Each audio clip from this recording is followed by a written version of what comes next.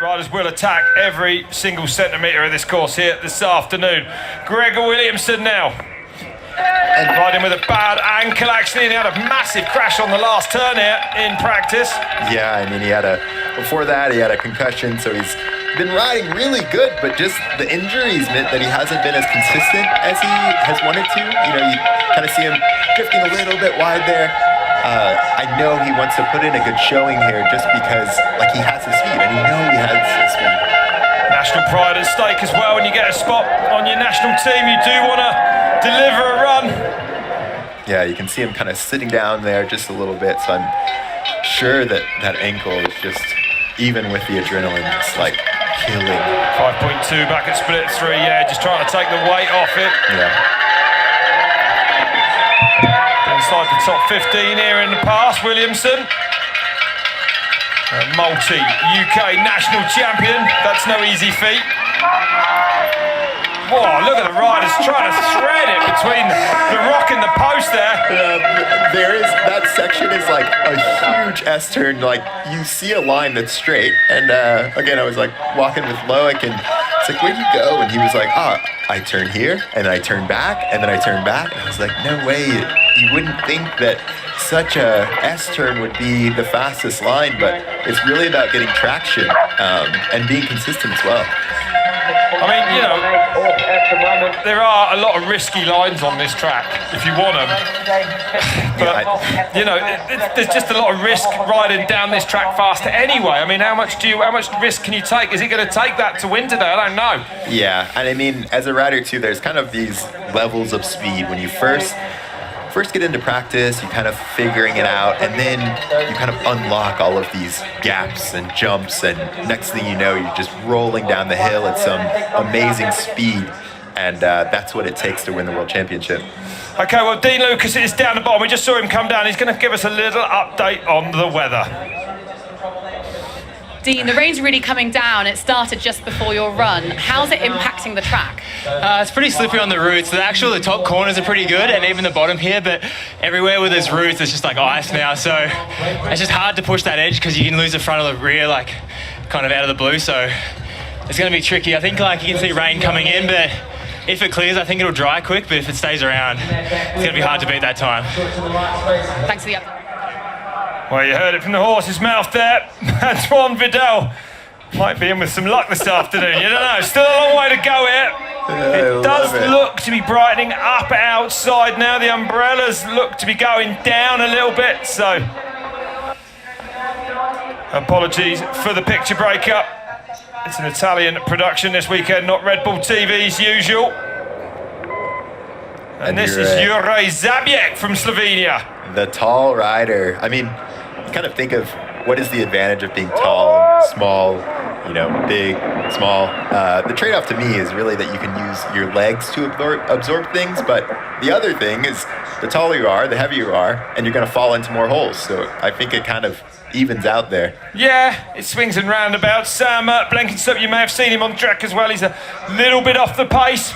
A minute actually back at split number 2 for Blenky.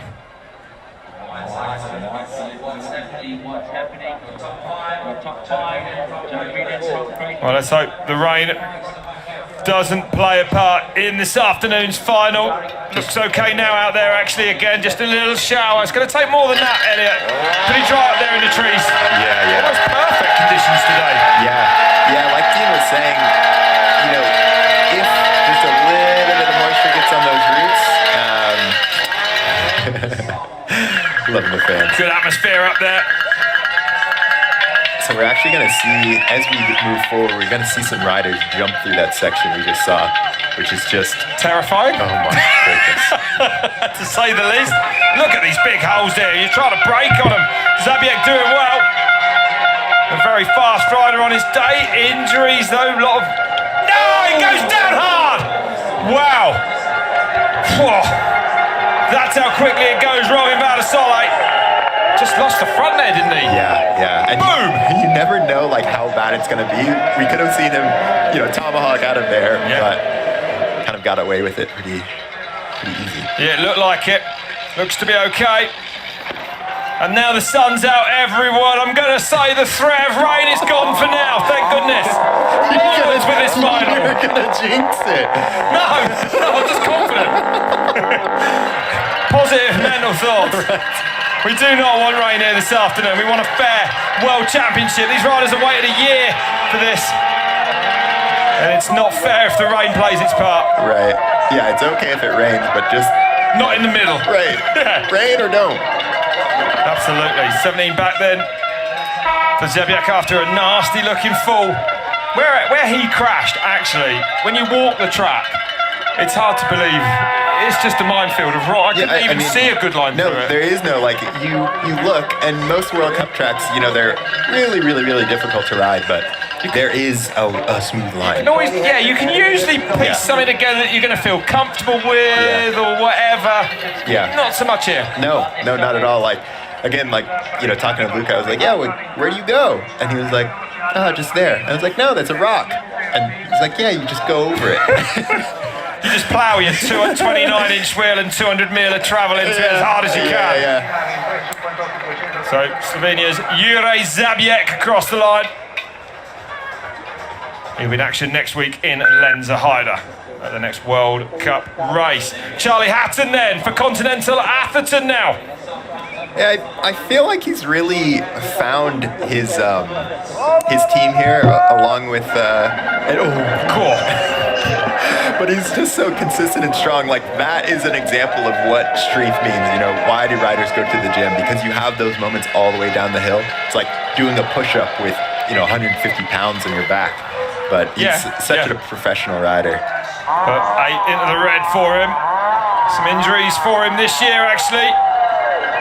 Had a big one at Red Bull Hardline, a big crash as well before that at Leger, where he was airlifted off the mountain. Yeah, it's good to see him back. Good to see him riding well. That section's so much faster than it's ever been in the past. Yeah, and really opened it up this year. And I think that there's, even though it doesn't look like it, there's a rhythm to this track, and you see Charlie just getting hung up just slightly on a lot of these roots and rocks and things like that. So it's almost like a rhythm section down this track, even though the rhythms are jagged rocks. But you have to have the right amount of speed to make it smooth. So I was actually talking to Troy about his suspension, Troy Brosnan, and he said that he's gone softer over the weekend. Well, that's interesting, because I spoke to Minar actually the other evening after qualifying, and he said, I said, amazing qualifier. Not really, he said. And he told me that he'd gone so hard on the suspension because the bike was starting to feel sloppy as he was going harder. But he said to him, hard wasn't the way forward, he was going back to a soft setting. I mean, yeah, the bike's got to work down there, I suppose. You need the grip, right? Yeah, I mean, like, the faster you go, the less holes you hit, which means the softer you can run your suspension. It's kind of a counterintuitive thing here. So there's your results so far. Antoine Vidal leading at the moment, that young Frenchman with a great run, actually, a 3:34 to Hutto. Penn in second place, the rider from New Zealand, another emerging talent, while they're in third. And those times have stood. The weather hasn't done anything yet. They've just ridden well. Yeah. But things might be about to change when we go into the top 20 next. Yeah, look at them. They're getting comfortable. Don't get too comfortable, I would say. So here is Vidal's run, the man leading at the moment. And I think these French riders just, the culture there is precision, and you see Vidal just like perfect body position as he's coming down, like riding the very top of that berm. Again, not trying to avoid the holes because that's where the grip is.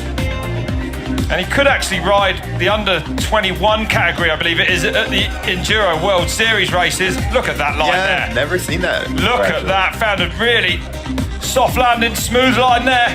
But he actually rides in the elites and still manages to get inside the top 10. Oh, this is a fully committed run. Perfect around that long left-hand turn that's caused so many problems in the past.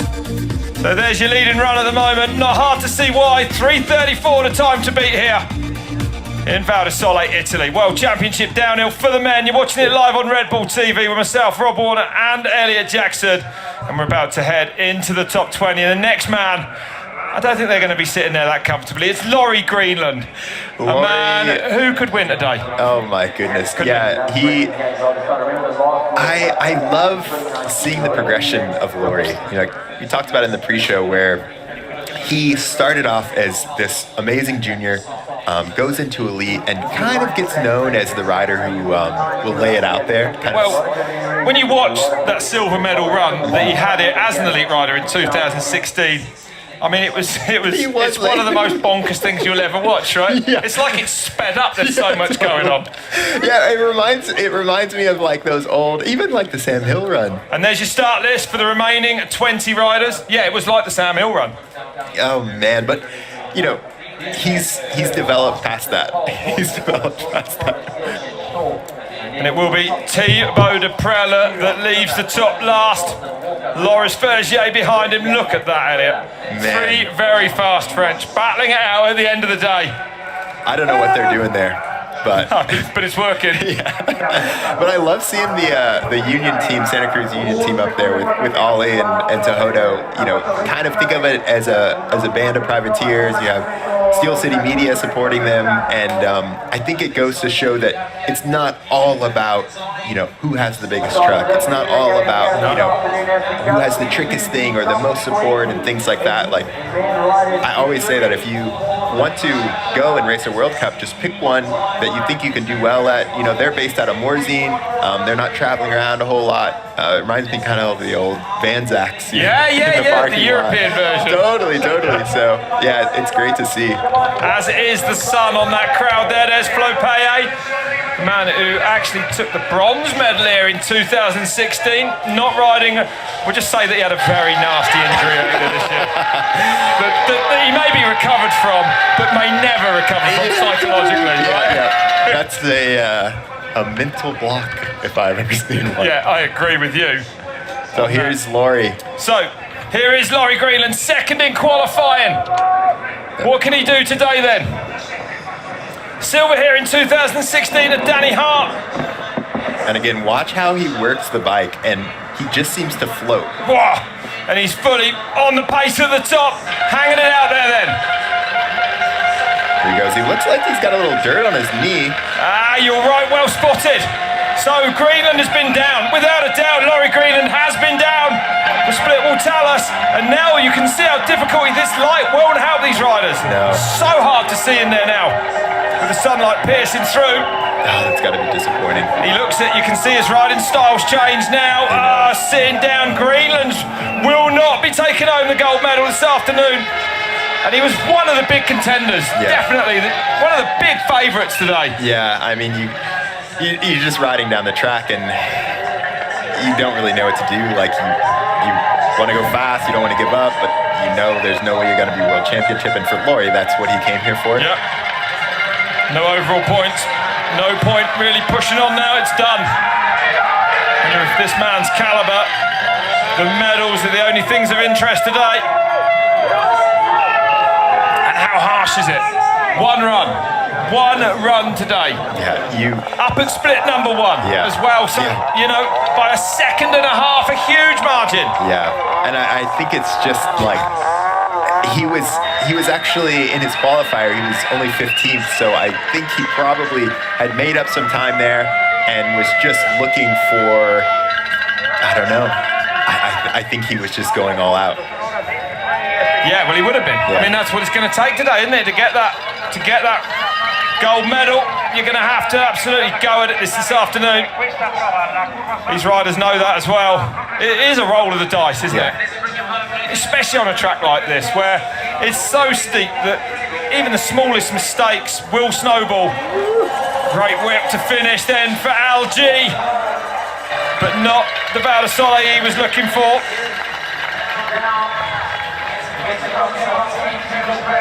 Coming in on real form as well. Second at Red Bull Hardline, third in Maribor at the last World Cup. The pace was there. Shame. So 19 riders left to go here in Val di Sole, Italy.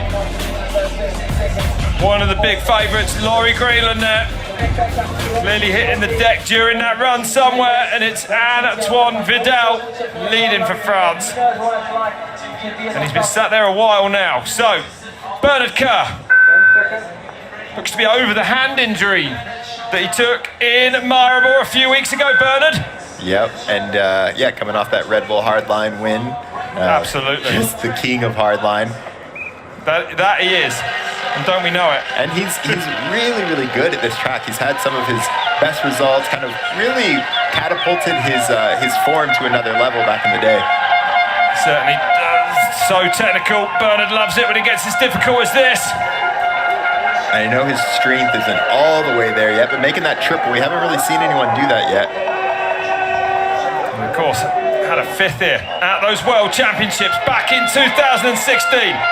Sends it across there. Nicer landing on the side. 1.8 back though from Vidal. And this bottom of the track is always where he's been the strongest. Saw him in practice just doing these lines that so good. Able to hold tight there, tighter than anyone else. Whoa. Tapping post as he comes down. Loves swinging off the back. Yeah, he certainly does. Look at that, just slithering through there. What a style. He just stands on that bike, leans back like you say. Beautiful to watch. So 2:59 for Vidal in the next split. 1.8 it was. And now 1.5, so pull it back around 0.25, yeah. As a rider, you get to here and you're like, I've had a good run. I just got to turn it up even more. Well, that's right. The temptation also can be to just get on the brakes a little bit, but not today, not at this race. This goes deep down there and to the sunshine. Thank goodness that rain's gone away. But he won't beat the time of Antoine Vidal. He's going to be close. But Kerr goes third, 1.7 off. Vidal's time is looking better and better. Yeah, he'll be happy with that time. Made up a lot of time on his qualifier. Like I said, you know, his hand isn't quite there, but not ideal on this track. Totally, I think he almost took off 9 seconds from his qualifier. So yeah, he's going to be good. Happy with that.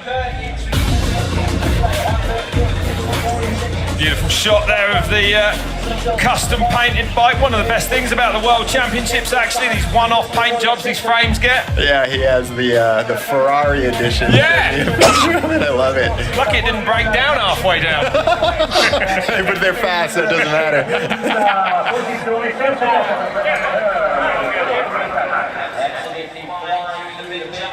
Well, there's a man getting more nervous by the minute. As we go to the top for Max Hartenstein now. A junior bronze medal for this man, for the German. Yeah, and Max is even though he had that great result with some rain, it still gives you a ton of confidence. Well, that's right. Yeah, that's second place in the J for him. On the move at the top. There it is. Oh. Jumping out of there, that shark fin. There's another gap right there that I think we'll see a little bit later. But and sends it over. These are absolutely blind over the top of these. Different line there. Yeah, going low. It's much smoother, but you come into that turn really tight. And now here's this awful exit to this section. You can see him just like so hard walking around, and you're not really gonna look smooth there. You can look fast, but I don't know if you can look smooth. No, that's right. Really no nice way through it. The first German podium man to get on a 3.6 back, to get on a World Cup podium actually when he got second in the J a few weeks ago, since Marcus Klausmann in the mid-90s. Hard to believe that actually, knowing how much the Germans love their mountain biking. Fast down here, nearly 50 kilometers an hour through the speed trap. Yeah, and this for Max I think is going to be a really good run. He's going to be pleased. He got some good time up top. Really riding strong. Yeah, he hasn't done a lot wrong, has he? No. But he is off the pace by 5.222 at the last split on track. Whoa. I think as Greg said, you know, the track gets steeper and steeper, and you'll kind of see some riders who like the tracks where you have to gain speed, and then other riders, you know, like Bernard, he gets really strong at the bottom where you're really trying to control your speed. So this track has a bit of both. Yeah, very good point. So Vidal's time sails by that 3:34. Hardston goes into 15th. 17 riders left to go here. Remember the most wins here in the event.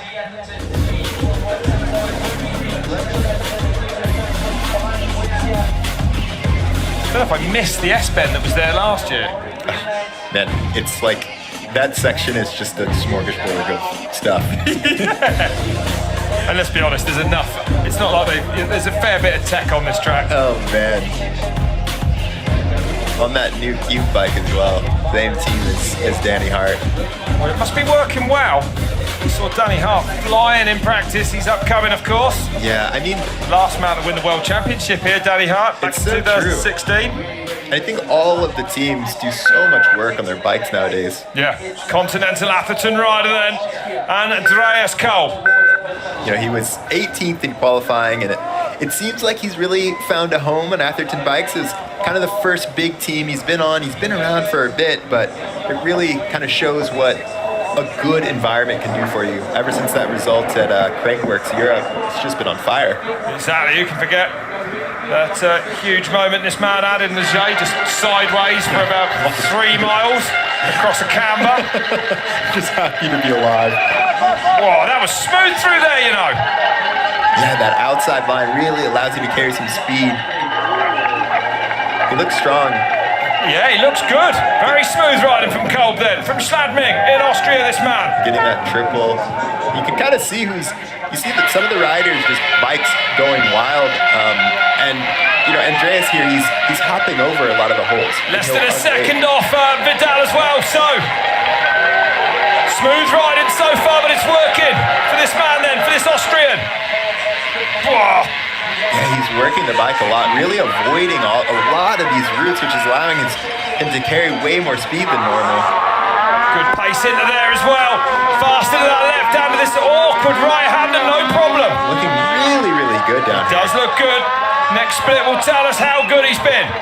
259.7, he's up! Oh, the first man to go green in a long time then. So this is incredible from Andreas Cole. Doing it right here in Val di Sole. Just strong, just so strong. I think he's making the track look smooth compared to all the other riders. So composed. A strong run then for Andreas Cole.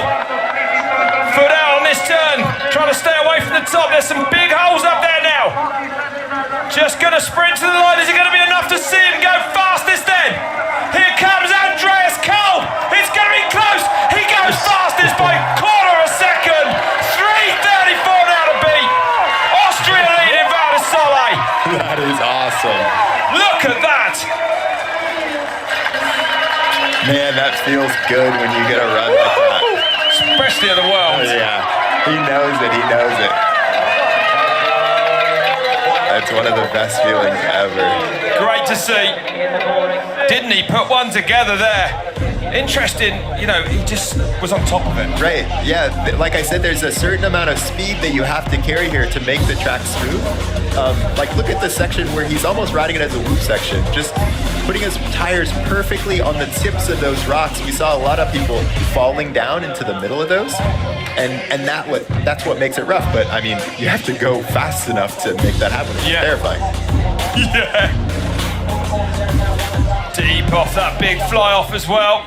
Well, this man from the US of A then, Dakota Norton, 14th in qualifying. And I'm going to say this is a man who can. He's been riding well in practice, Elliot, this fella. Yeah, and he missed the last race in Maribor.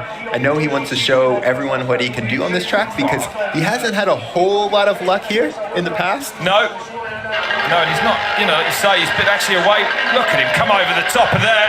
Straight line through the middle of that rock section as well then for Dakota Norton. This is fast. Definitely one of those riders that makes the track look easy. Comes from a motocross background. Man, he was committed there. But he should be strong enough for this. And still looks ultra quick to me on a motocross bike these days. Yeah, a lot of riders taking that time. The split's going to be good. Is it going to be green? Yes, it is. 2.5 seconds up for Dakota Norton.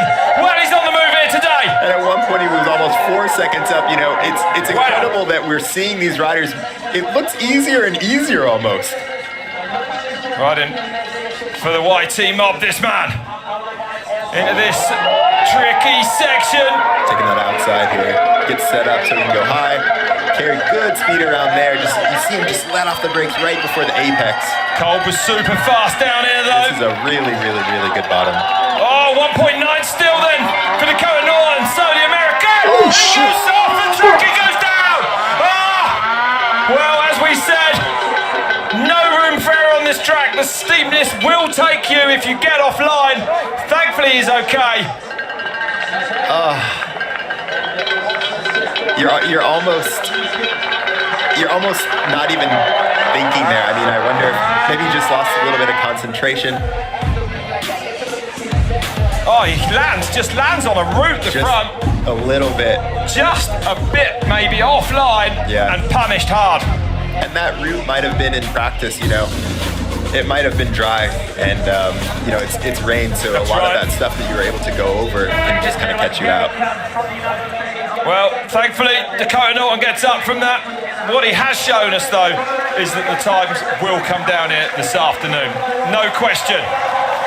Big cheer for that man. Big crash. But he's okay. And actually missing that last race in Marable with a positive COVID test. He said he's still actually not fully recovered from it. Yeah, man. I've talked to a couple people who just say it's just the fitness, just your lungs, you know. He said it's like breathing in with a tennis ball in his chest. Yeah, and he's double vaccinated. Yeah, so. yeah. Get your vaccinations, people. His time at 3:44.011. 15 to go here in Val di Sole, Italy then. Downhill Men's World Championship, live on Red Bull TV. Dakota Norton has just crashed out. See him in action as well next week. That's Worlds though, he was on a great run. That's the disappointing part. Yeah. Another year before you get another shot at a medal. But again, you'd rather have that than go too slow. Yeah, absolutely, I agree. There's nothing worse than coming across the line 15 seconds back. And there it is. We see him just, and I mean, a weaker rider would have blown off the bars there. It's folded incredible. Up, yeah, he knows it. He knows it was good. Get some love from fellow American Charlie Harrison. Yeah, good to see him back as well. Well, from American to a Canadian, Mark Wallace then. Had that fifth in Leger, 26 in qualifying. But I would say this track would suit Mark. Yeah, for sure. I mean, he's had 3 top 10s here, 6th in 2018, and he is just so good at this technical riding. He said he moved his bars up. This is a track that really... As in lifted the height of them a little bit? Yeah, it's about really getting the body position rather than the suspension on a track like this. Small things actually make huge differences on it, Kolb. With that 259, we know it's beatable though. Definitely one of the most fit riders you'll ever see. Oh, and he's, well, half a second back then for Mark Wallace. Yeah, known as Spartan, because he trained so hard, this man. Fourth at last year's World Champs in Leergang. So narrowly missing out on a medal there. What's he done here today? Has he pulled back that half a second between that last split and the finish line? It's definitely possible, you know. We've seen some lead changes in this last sector in the past. Yeah, you can pull back time anywhere here. You can. That's the beauty of this track. Wallace goes third. 1.5 back for that man.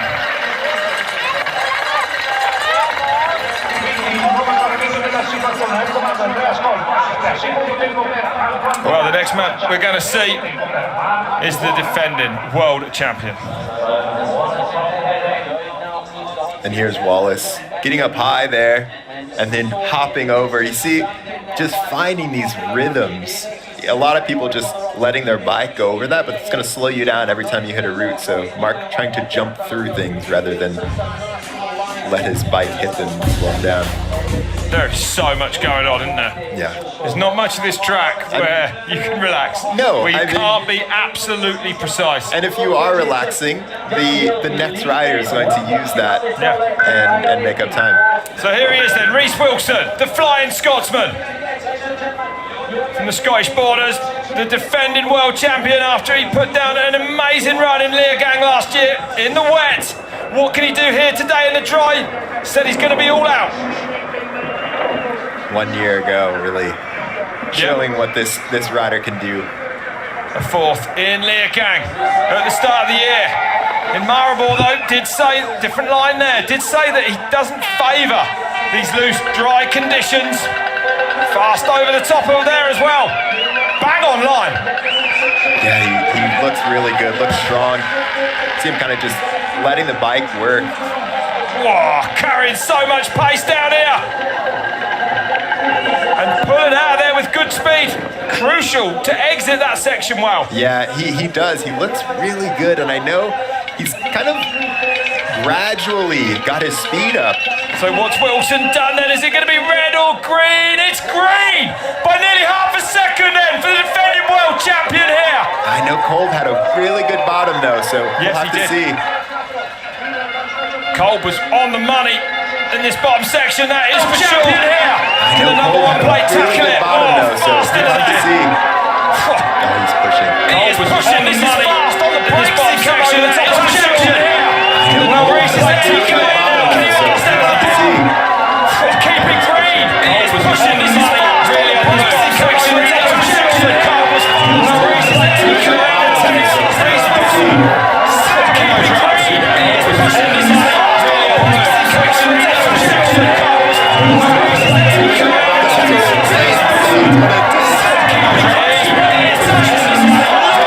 So far down there, drifting it up turn. The front pushing as well.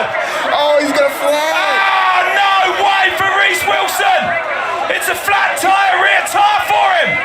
Oh, what a shame. No! And he's not going to be far off even with that. Oh, Reese Wilson.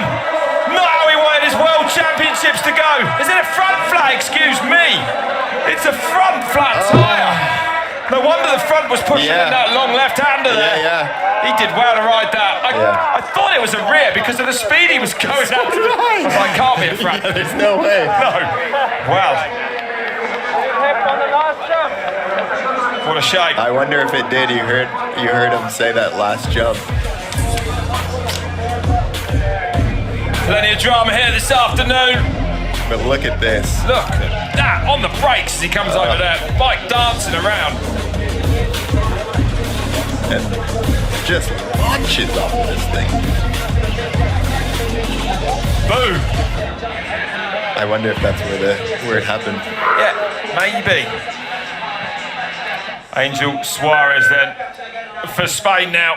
From Vigo in Spain, this man. And definitely a man who has the pace to do well today. Really back on form this year and last year. He is, and he had a relatively average qualifier, so I'm looking for him to definitely make up some time on that. Inside the top 10 in Maribor. At the World Cup there this year. Oh. This section's just so rough. We can't even really see how many rocks there are once you go down into that gully.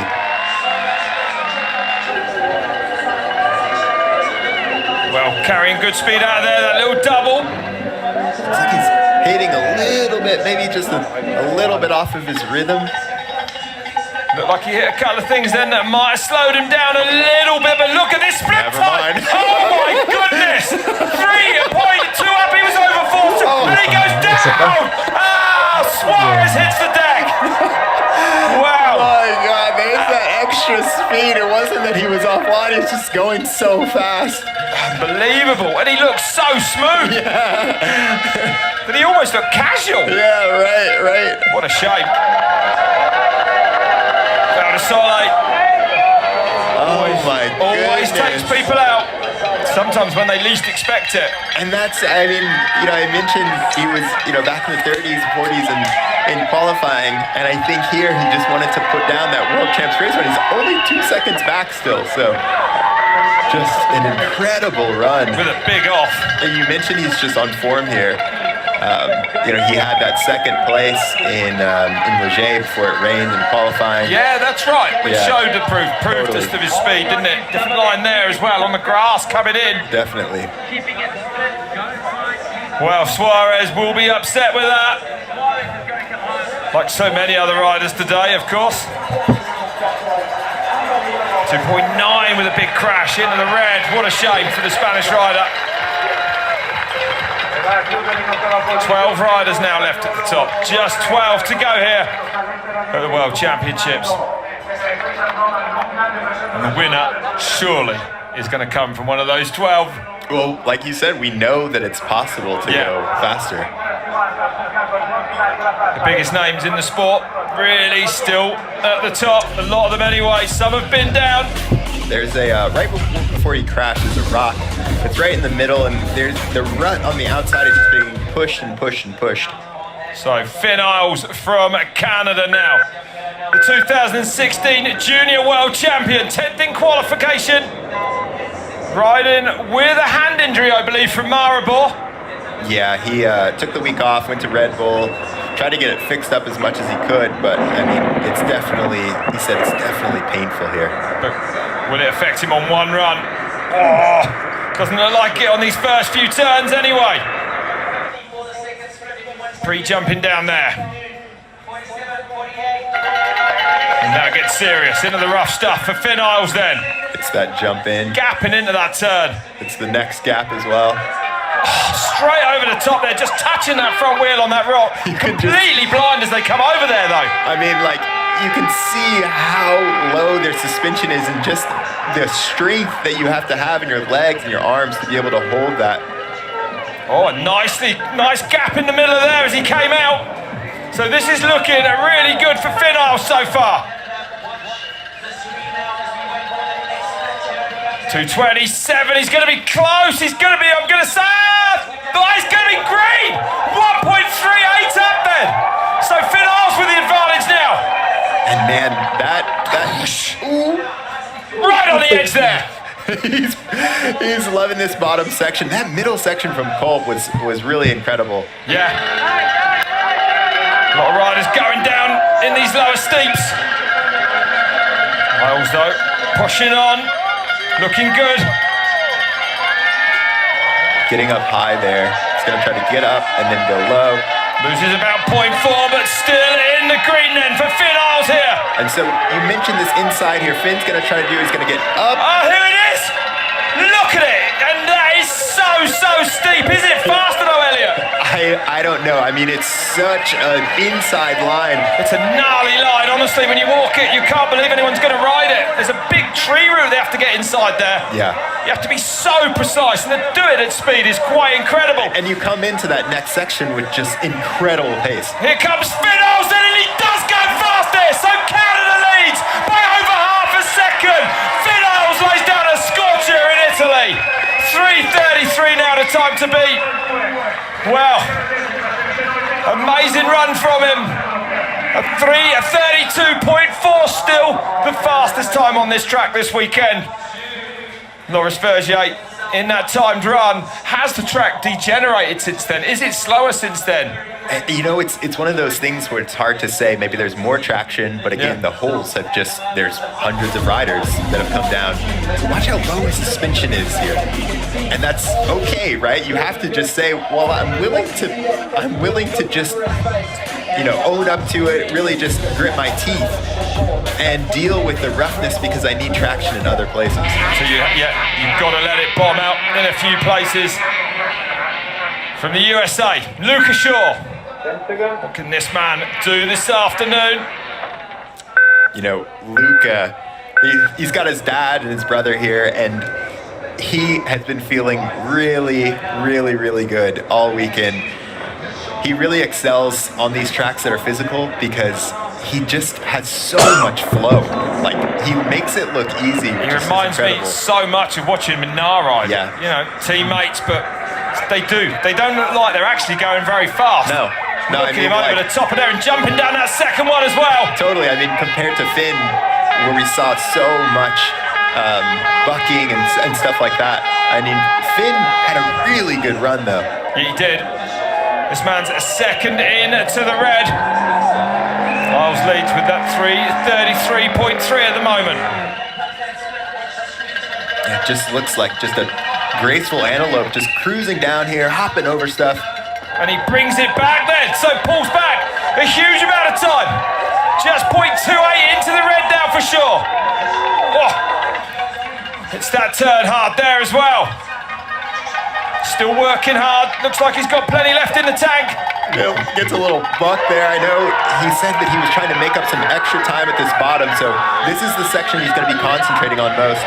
A ninth at the World Championships here back in 2016. Had a fourth on this track at the World Cup in 18. So he knows he can go well here. 0.3 now. Well, that's not impossible. Tagged his front actually on the same route that took Dakota Norton down. Yeah, and I wonder if Finn's line here is going to make the difference. That's right, the high line he set up for, didn't he? We're about to find out if it works or not, I would say. Ladies and gentlemen, stop making some noise. A great run from you. Short is just so smooth, it's actually hard to tell how fast he is going. Trust me, it's quick. So 3:33. Finn Isles and Lucas Shaw goes second. Just half a second back. Wow. Finn's line looks like it does work. Yeah, I mean, and it's just incredible to think that there's thousands of decisions that you make and then you're half a second back at the end. Yeah.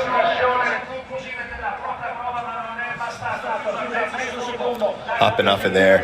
It's going to take this inside line here. Everyone's kind of going up so they can get set up for this next right-hand turn. It's so rough in there where we can't see it. And here you're just trying to let off the brakes. How much guts do you have? That is really it. How fast do you want to go into that long left-hander at the end? It's a great riding there. There's the riders penalise the efforts of the Hockey League. Austria Gold 33. Andreas Kopp, Lucas Shaw 2, Finn Isles in 1. So there's your results at the moment as we head now in to the top 10. Finn Isles leads by over half a second from Lucas Shaw. First four riders on the same second, a little bit of a gap back then to Mark Wallace.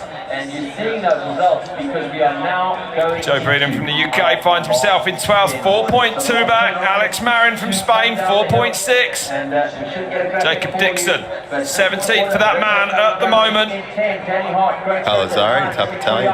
Yeah, In 8, David Trummer, Austria. good run, 6.3 back for him. In 6, Troy McHanna from Australia. finds himself down in 25th place, just ahead of youngster from New Zealand, Sam Gale.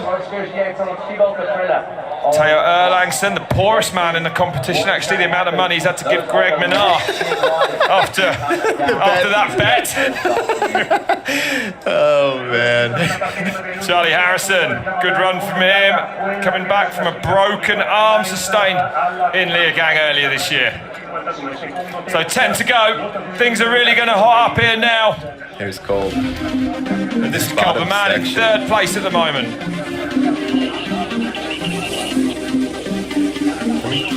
I think it's important to kind of look at where the riders focus.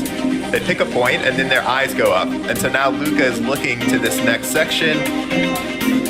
He's going to look at this jump here and then now he'll raise his eyes up. And as soon as he goes around there, you kind of want to always look at where you're going. Finn will spot a point, then get his eyes up. You don't want to look right in front of your front wheel because by the time it gets there, you can't really do anything about it.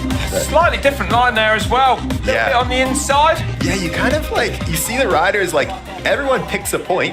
Well, we just saw Finn there, and he is now with Lauren. Sorry, Elliot.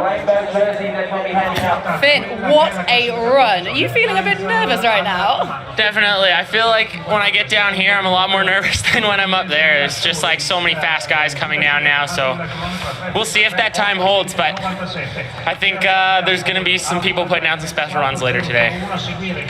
Do you think it will hold? I would say no.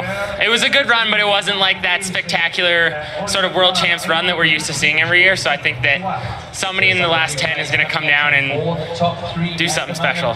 Yeah. You never know. Never know. Yeah, fingers crossed. Yeah. So Finn Isles safely down. He leads at the moment as we do head into the top 10. The weather looks okay. Should hold off for the next 45 minutes or so. Forgot about it, so you just said something about it. This man then, the last man to win a world championship on this track, the two-time world champion, a man who understands the magnitude of a race run like this, Danny Hart from Redcar in the north of the UK in England. You know, he we used to think of him as just this wild rider, but I want everyone to watch like how precise he is, like and deliberate. You know, tucking there, inside there. You know, maybe in the past we would have seen a tire fly over the top of the berm, but now it just seems like he's fast over the top of there. Fifth in qualified out, split one. Before actually a puncture took him out, but 2.3 up at split number 2. So this is the magic of Danny Hart we're talking about. Goes to the outside there. Oh, and some big hits down there. Didn't slow him down though. He knows how to ride this track. A man who won the World Championship in Championsip by an unbelievable 12 seconds, and Final's time looks to be in big trouble here. 2.5 seconds up now then. So it's Hart with momentum down this track today. And he should like this bottom section as it gets steep, jumping into there. Commitment is incredible from these riders today. Yeah, just carrying so much speed into all the sections. Looks like he's pushing his braking points a little bit later than most of the other riders. New team for Danny Hart this year. He would love a big result. Taking an 8th place, up 2.6. So extending by another 10th. So he should go fastest now, Elliot. Just so active on the bike, like getting up higher than all the rest of the riders. Really just hopping, putting it like so precise. Like I was saying, he doesn't look like a, you know, quote unquote typical Danny Hart. Just so smooth. 29 years old, this man. Perfectly around that long left-hander. So Danny Hart's going to lift the bar here in Val di Sole. Here he comes. The red car rocket goes fastest by a massive 2.5 seconds. 3:30.8. Now the time to beat it. 9 riders left. Is that a winning run? Danny only came. You see his wife there, and his child, and and you know, he only came here to win world champs. He did. He is not interested in any other colour medal or result. And it's been a good run. The first man to go underneath the fastest time of the week so far, which was Loris Berger with that 3:32 in his timed run. He's destroyed that. Yeah. It's a good run. Again, I think with Danny kind of looking at the body position, straightens his legs out there. When he lands here, he's gonna hop, get a little backside on a root, just deliberately moving the bike out, squeezing it out.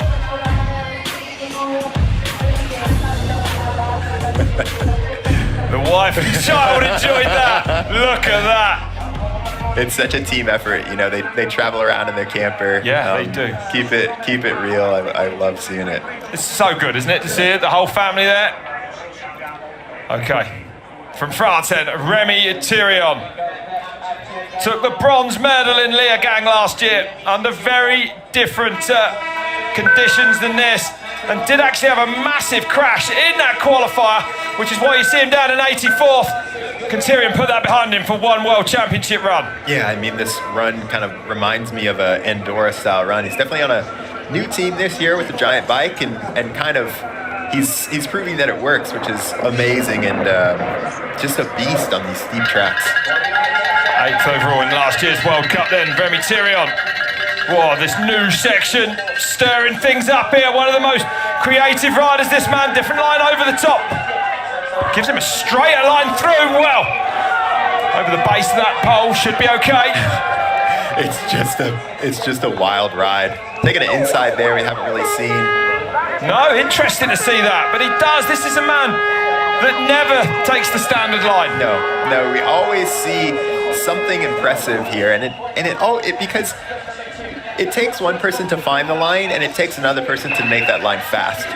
That's right, nearly 6 seconds into the red though for Remy Thirion, so he won't be winning today. Had a bronze as a junior as well, this man, all the way back in 2008, 31 years old now.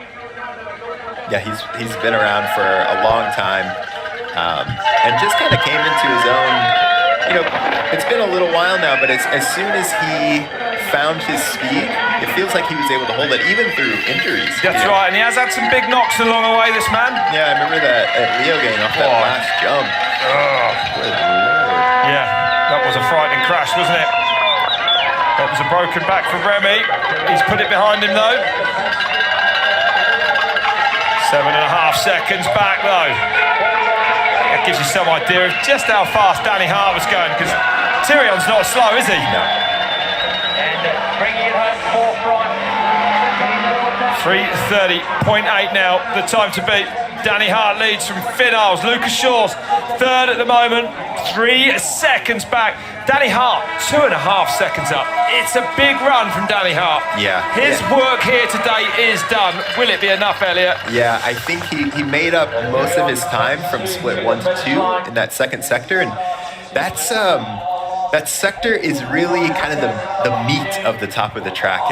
It's a lot of little berms and hops. You're really trying to carry a lot of speed up there. See Remy here on this steep stuff. Really knows how to maneuver the bike.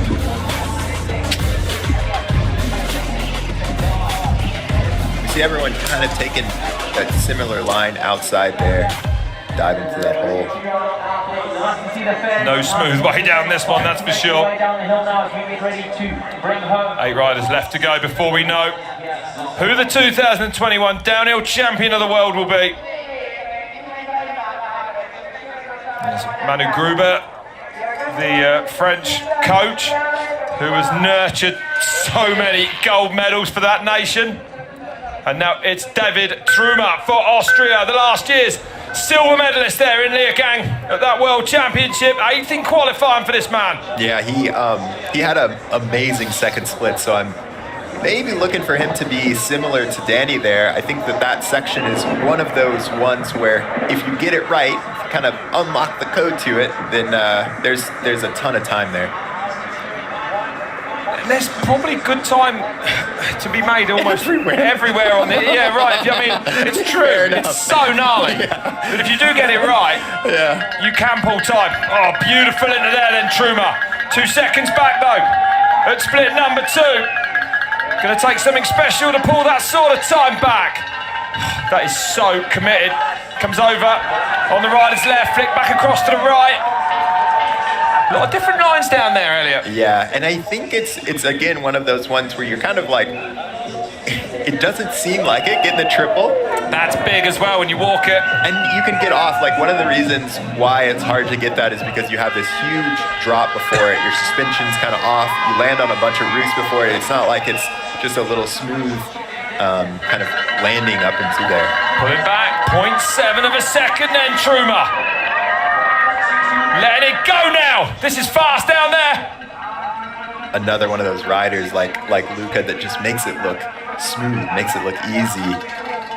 Today, there is just no time to get into your race run, is there, Elliot? I mean, it's attack, attack, attack right from the very gate. Yeah, and I think it takes a lot of mental strength because you're not going to have a smooth run. Off.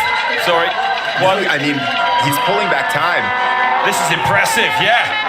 And that shows us then Danny Hart's time probably can be beaten. Pulling back time all the way from split 2 down. David Truma, so a good run from him. And he will be on his way to second place if he keeps on this pace then. Because it's a huge gap from Danny Hart to Finn Isles in silver at the moment. So Truma on the back wheel then.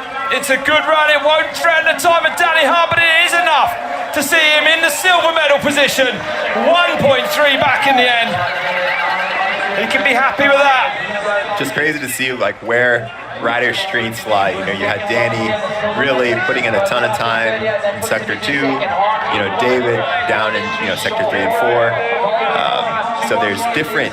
This track is not the same. It looks rough, but each sector kind of has its characteristics. See David going a little bit wider over that rock than some of the other riders. I think one of the things you kind of pay attention to is, do riders get stuck when they go down these steep sections or like into holes? And if they get stuck, that means they were just dragging the brake a tiny bit. If you can let off the brake right before you get to the apex of the turn, your suspension's good. It's not going to stand you up. It's not going to kind of throw you over the bars. No, and that's a big thing, isn't it? Most of these bikes under braking handle differently to when you're off the brakes. Perhaps the high pivot bike's changing that a little bit, but it's a valid fact. You've got to carry speed through these turns. Yeah, I mean, it You don't want to be braking hard in those into those holes in them. Totally. It kind of reminds me of like road racing, where on a motocross bike, it's totally different driving into the turns. Here, it's all about average speed. That's right, exactly. Benoit Coulange then now. Next on track. And I The think French national champion, this man, again this year. And Coulange, like, I can confidently say, like, he's one of the top boys now. Yeah, you know? Like, without doubt. he is in that group of people that you're like, yeah, like, he can probably podium. Oh, yeah. He's always there, 7th in qualifying. And he's super, wouldn't be at all surprised to see this man get a medal today. So, 0.4 back at split number 2. He's on pace for that at the moment. Fast through there, look at that. Using those long legs to his advantage. He's got some long legs, and this is kind of what you see him. He's able to hop over rocks like that. Normally we see people, getting the triple. He's one of those riders that uses that to his advantage. At his first podium this year at World Cups with that 5th place in Leer Gangso. What's he going to do up against Danny Hart? He's up by 0.39! So he's pulled 0.7 back between split 2 and 3. It's incredible for Coulange, this. Oh, one of the danger men today. I love seeing this guy ride. Look at him go. I mean, he's going so fast. Because of the strength of the French riders. No, that's ridiculous. Look how fast he's going here. Can he keep it going at the bottom then, Coulange? This is a man embracing the one-run World Championships format. Over a second out of the green then. Oh, sends it deep off there. Jumps that route that everyone else crashed off of. It's his pace. It's his pace. Look how quick he is. So fast out here then, Benoit Coulange. Strong. Goes from red to green halfway down. Keeps his feet up around that last turn. And Danny Hart's time looking like it's in real danger here then. So for France, here comes Benoit Coulange. Touch for the line. It goes fast this. 1.6 into the green. We got a new leader in Val di Sole. Yes. Wow. Yes, Coulange. That is awesome. Look at that. Man, it feels good to have a run like that at World Champs. Like, put it all out there. I think he's kind of known as, you see his team, Camille Blanche, Yannick Commensal, Max Commensal, just amazing. They supported him for so long. What a run. What a World Championships. This one is high up. 6 riders, half a dozen riders now left to go here. And the time just keeps tumbling down. Impressive from Coulange. Look at on the edge of the tyres there. Absolutely on the limit, that many people roost that turn. But man, look how long his legs are. He is all over that bike like a rash, isn't he? Like a spider on the bike. Yeah. So smooth though. He's just so precise. He kind of has a combination of that smooth French style with a little bit of extra flair. Yeah, that's right. And that, I'm going to say, I think that's probably the most aggressive I've ever seen him ride. Yeah. That's what you do at Worlds. Well, watch out for this man then. From Australia, Troy Brosnan, quickest actually at split number 1 in that qualifier before he had some bike issues, still came down in 6th. Yeah. But if he does what he did in Leergang this year, then the speed, he can be unbeatable, this man. He actually got a podium here when he was a junior, back when elites and juniors were together. And like you said, first at the first split, getting that hop there, he said he just started doing that right in practice, so he's on pace with Coulange. Look at that, 600ths off there, nothing in it for this man. 4 times on the podium here, twice a junior world champion. So we almost see the totally opposite. Coulange with a super long leg, Troy much shorter, and he's going to be trying to hop and pump through there.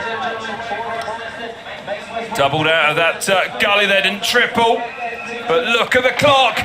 And it's going to be red, but it's less than half a second then for Brosnan. Oh, can he pull that back from here on down? I don't know. Coulange was on a mission. further down this track. But it's Troy Brosnan you're talking about.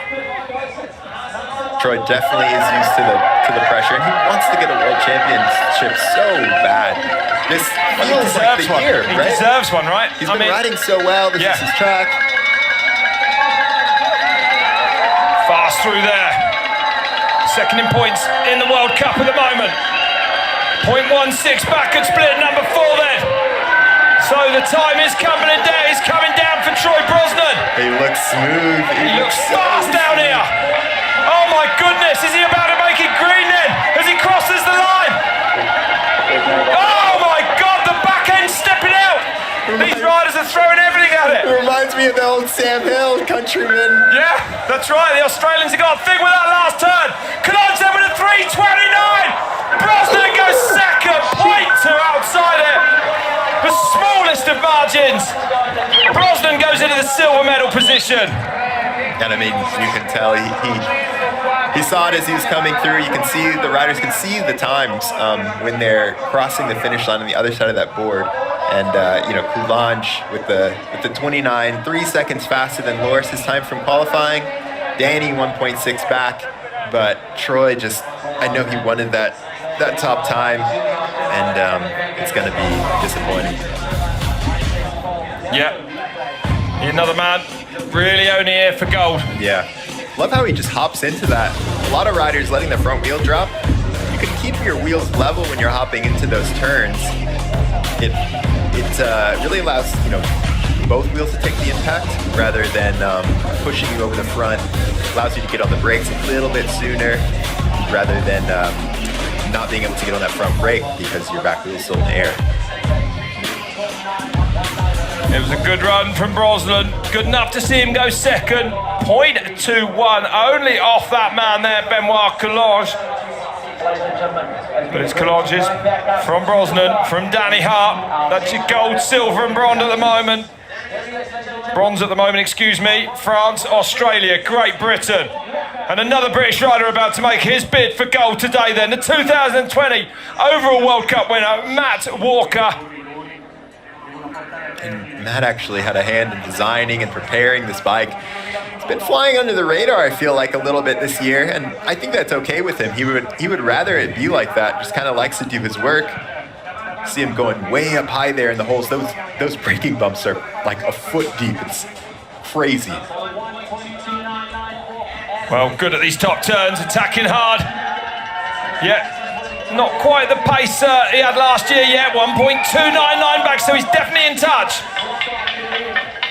Definitely a strong rider. Another smooth rider as well. Picking his way through there, look at that. So neat and tidy. Is he going fast enough though? And I love seeing how the top riders are carrying so much speed. We saw a lot of people pedaling in that little quote-unquote rest section, flat section. But these top boys are just pumping through there. It shows how much they're off the brakes. Losing about 0.4 between splits 2 and 3. Still in touch. Still around the pace of the bronze medal at the moment. Danny Hart about, whoa! Oh, it's so cool. Right where his back wheel went out, that's on a rock. So you kind of have to be ready for it because you're not going to get really good traction there. Coulange's time goes by, finds himself 2.2 into the red now then. For Matt Walker. What's the pressure like, Elliot, for those riders left at the top now? 5 of them up there, just 5. You know what I mean? Probably the winner will come from one of those 5, I would think. Yeah. No guarantee. It's one of those ones where it's all kind of stuff because they've been there before. All of these people know what it's like to start off in the top 5, and it's really about who can use it to their advantage, right? Who can not try to put that pressure out of their mind, but lean into it and say, yeah, this is world champs. I want to win it. Give me the pressure.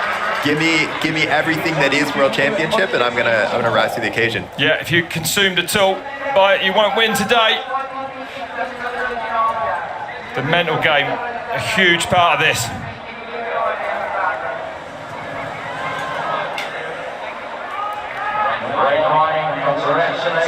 So Matt Walker goes in a 4th, 2.9 back for him, a good run. He'll be happy with that. Going to be well inside the top 10 at the end of the day today. See Matt just hopping over that hole right there. Back wheel goes out. He's ready for it. Putting his tires just right where they need to be. You're never going to go through that section, quote unquote, smooth.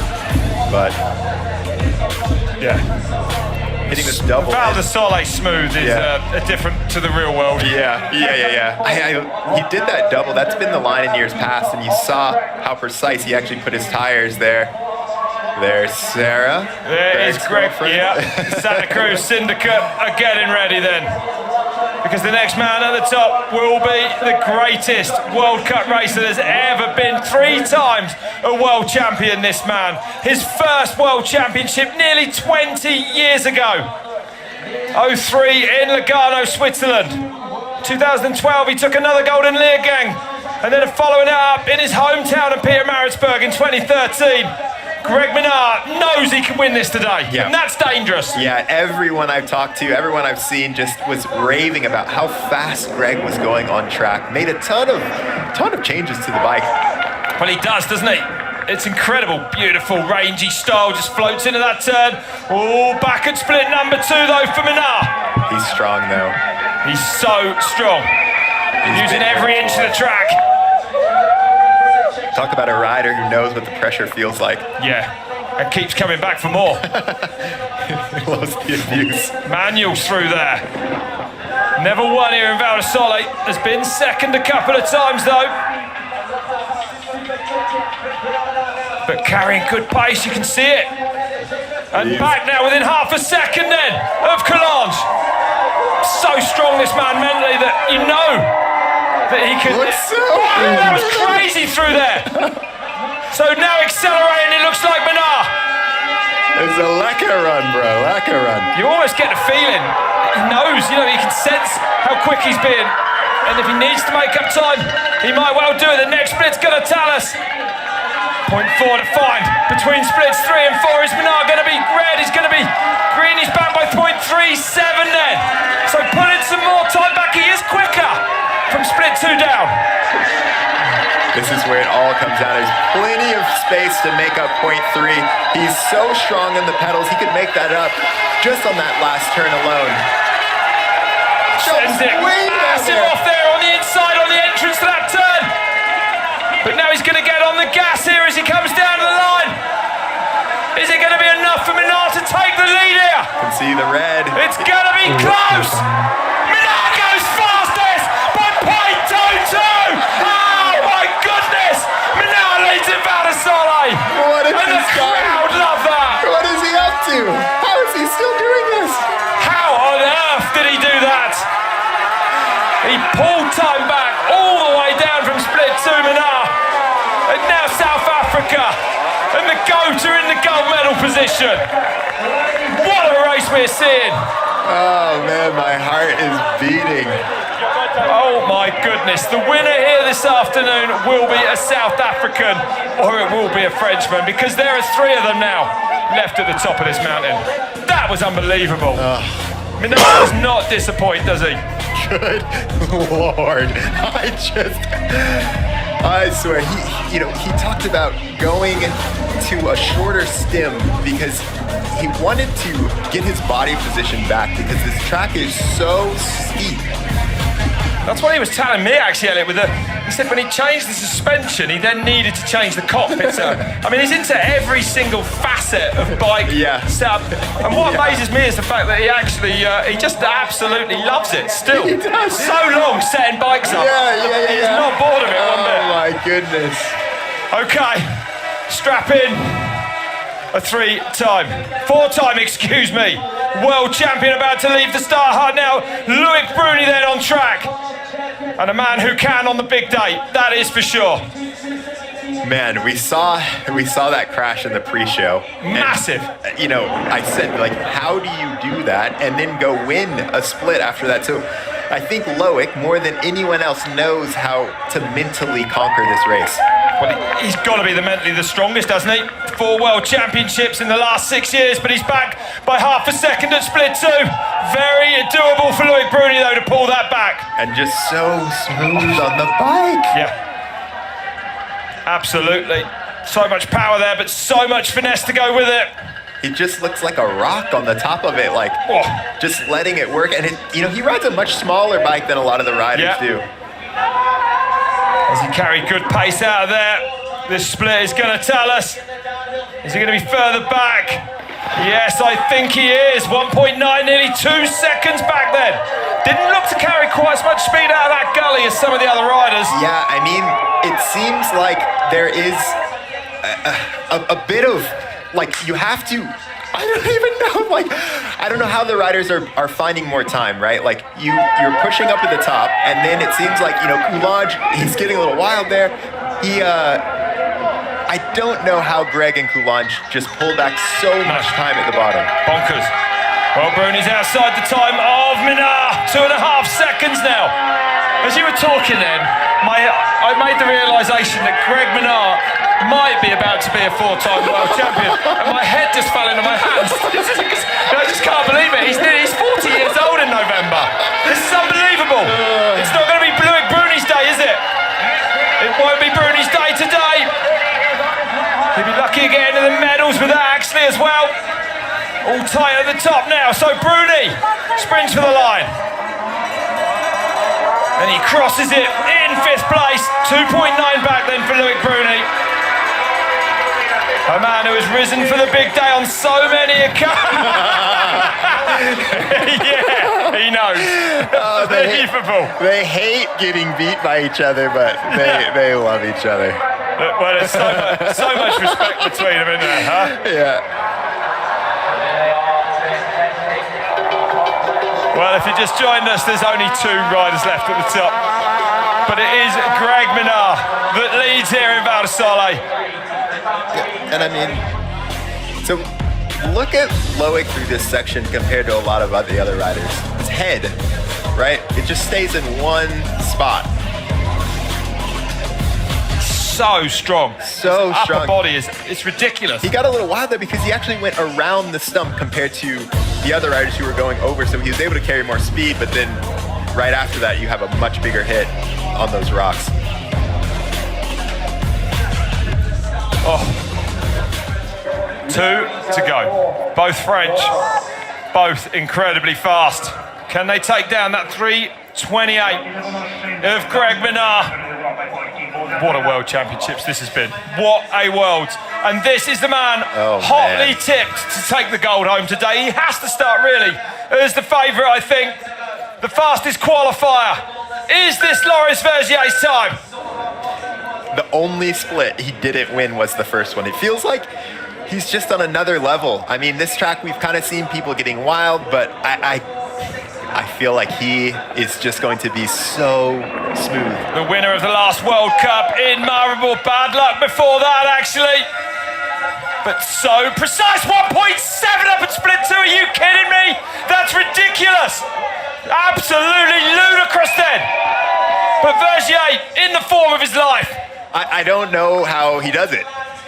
Like, I don't even know what to tell you about this run. No, but it's just fast. Look at it. So committed. I think such a delicate touch though, almost. Right. You'll see him get these landings, and I feel like he just knows kind of what is going to make up time and what is not. He just doesn't get on the brakes where it matters. Oh, he held it tight in there, but he's now into the red. Can you believe it? Oh, more drama here in Val di Sole. I don't know how much more I've got left in me. So Minard's still leading. It's a race. 18 thousandths between them at split number 3. Around the rock there. Oh! But fast. Was quick through there, I would say. 2:55 for Minard in the last split. I know Greg heated up here. I think he might be back. He's got back by 0.29 now. Oh my goodness. So Vergier find 3/10 between there and the bottom. It's going to take something incredibly special to do that, I would say. Oh, so Vergier on track, unable to match Minard so far. Oh my goodness, he came out of there fast. The junior world champion back in 2014. No elite medals yet for Loris Vergier. Will it be different today? Is it going to be red or is it going to be green? He goes into 4th place, 1.1 back. And with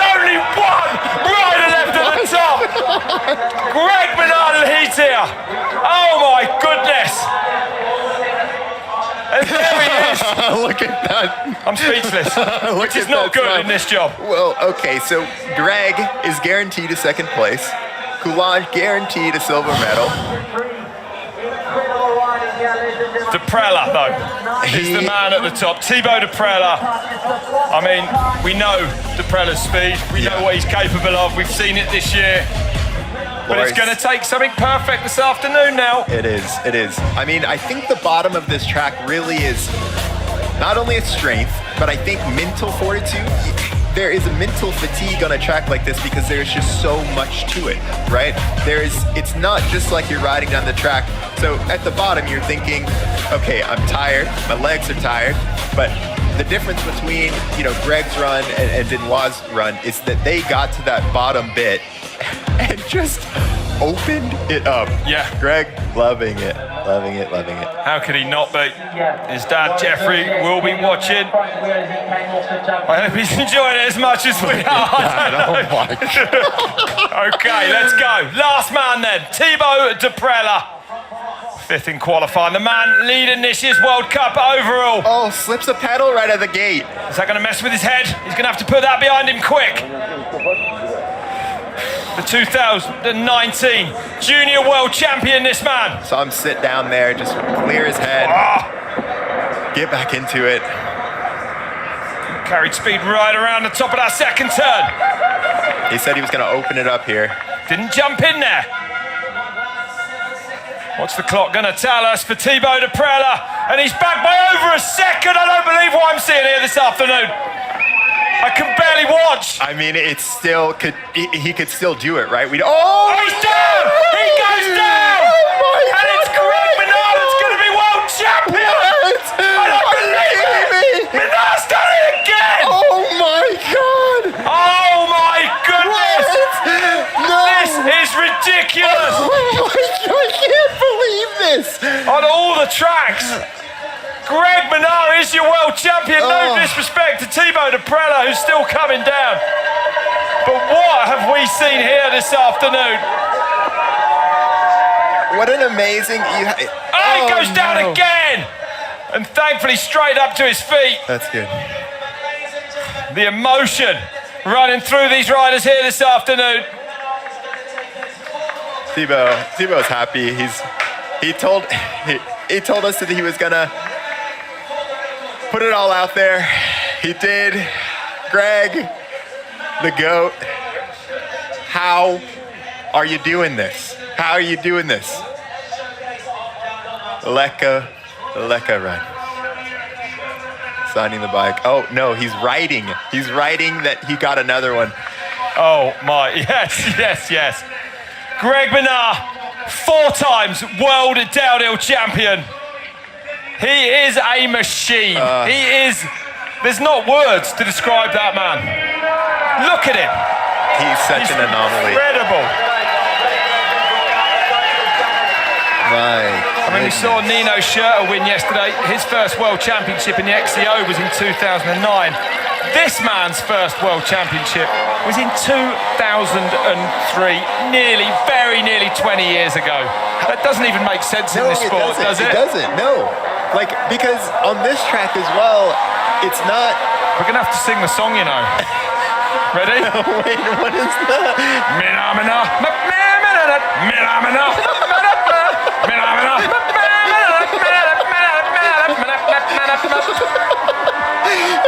We've committed to that every time Minard wins. Let's hope it stops soon.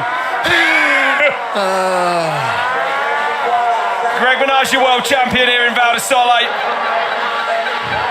See Steve Pete in the background there. Yeah, 2009 world champ Steve Pete. I mean, good to see everyone come down relatively safe. Yeah. Good, and I would say surprising actually, here on this track, on this day. So Thibaut Deprella, he's got a few more world championships ahead of him. And I think Greg Minard has too, hasn't he? Oh my goodness gracious. The South African has done it again. Take a bow, sir. You are spectacular. I mean, we talked about it, right? He had a big smile on his face. The whole week he was just seemed like he was feeling it. Yeah, that's right. Yeah. And when he does feel it, He's so dangerous, Yeah. isn't he? You know, you can almost tell Yeah. from his just how he is Yeah. when he's gonna win. It's true. Well, I mean, we had that run. Oh my! Look at it! Look at the speed. Oh my God! Look at that! I mean, you can see the pace of it, right? Yeah. It's not hard to see why he took the gold today. I mean, the commitment that you have to have. All of those rock sections are totally blind. Yeah, that's right. How does he do it, Elliot? How does he keep coming back like this? I know he doesn't like us talking about his age, but you know, at 39 years old, is this right? I mean, Rossi can't even do it in MotoGP, and that's smooth. You know what I'm saying? I just think it's so incredible the amount of precision, but then also commitment, right? Like to go over those rises, to get to the bottom of the track and pump it up to that next level. Oh man. Yeah. His first World Cup win, 2001. His There he first is. World Cup. Riding on Oh, yeah. 2021. More history Gold. for Greg Minnaar. The greatest just keeps getting better and better. How did you go? Yeah. Well done. Well done. That's an understatement. I think so. My goodness. Oh, wow. What a World Championship, Elliot. What a spectacle. It lived up to everything we thought it might, huh? I think the more that I do this, the more that I'm kind of on the other side of More the you're tape. aging? Yeah, the more It's I quite age, stressful. I mean, there's just no way to predict the race No, results, that's right. You know?